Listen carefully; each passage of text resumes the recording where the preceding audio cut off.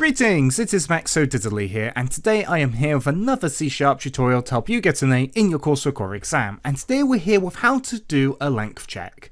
So a length check is checking the length, usually, of a string to check if it's greater than a value, less than a value, equal to a value, not equal to a value, or within a range. If you want to know how to do a range check, click the I up in the corner for a quick tutorial on how to do that. But in this tutorial, we're going to mainly be covering other types of length checks. We're going to be using method overloading. Method overloading basically means we can have multiple functions with the same name, however, they need to have something to distinguish them from each other. For instance, the number of parameters, the order of the parameters, or the data types of the parameters, and you'll see what I mean in a moment. So let's get right into it. Firstly, string name equals Jeff. This is going to represent the user input. If you want to know how to get user input, click the I in the corner, there's a great tutorial on how to do that. Then we got console.writeLine. We're going to be printing something to the console. Length check, free and name. So we're going to be calling a length check and we're going to be passing in free and a name. Then we do console.read to stop the console from closing.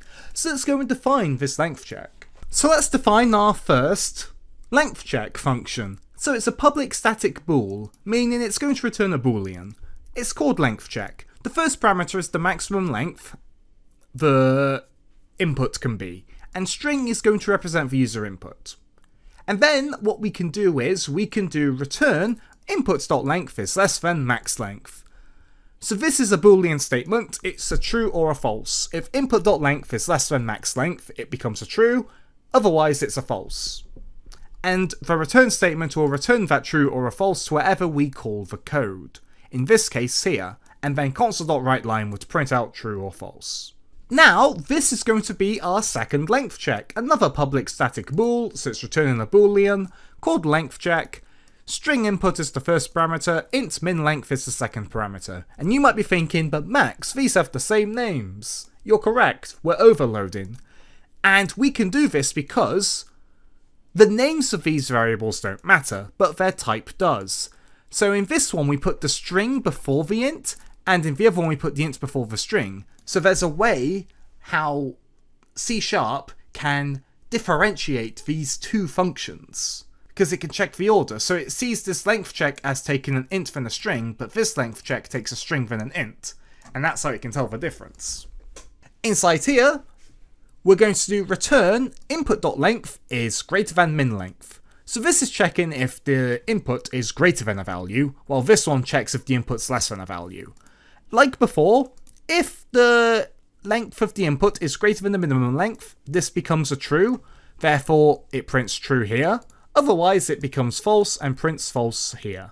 Lastly, we have got public static bool, length check, int length, string input, bool match. So what's going to go on here? Well, this function is going to check if the input matches a certain length or if the input isn't matching a certain length. And we can call it length check because the order of the parameters is different to the other ones. It starts with an int, then has a string, then has a boolean after. And what we're going to do is, if we're looking for a match, we are then going to check if the input.length is equal to the length. If it is, return true because they match, if not, return false. However, let's say we want a valid input to not equal a certain length, we would pass in a false for the match. In this if statement, the else would be executed, and then we would be checking if the input.length is not equal to the length. And that's it for this tutorial, so be sure to save your work. And we are going to conduct the first length check, which is checking the length. So we've got a name called Jeff, it's 4 characters, we're checking if it's less than 3. And it's false, because 4 is greater than 3, but if we make this something like 5, it becomes a true. Now we're going to swap these around, so we're going to put the name first, and then we're going to put in a 3 for the minimum length. And it's true, because 4 is greater than 3, but if we were to put like a 6 as the minimum length, it says false, because 4 is not greater than 6. Now we're going to put in a 5, we're going to put in Jeff, and then we're going to put in a false. So we want the input to not be equal to 5. And it's true, because the input's not equal to 5. 4 is not equal to 5, so it's valid. But if we put a true in here, and we want the input to be equal to 5, it's false, because 4 is not equal to 5. But if we were to put in Jeffy,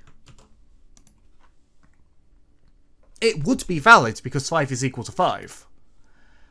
If we put a false in here, though, because we don't want the input to be 5, this becomes a false now, because 5 is equal to 5.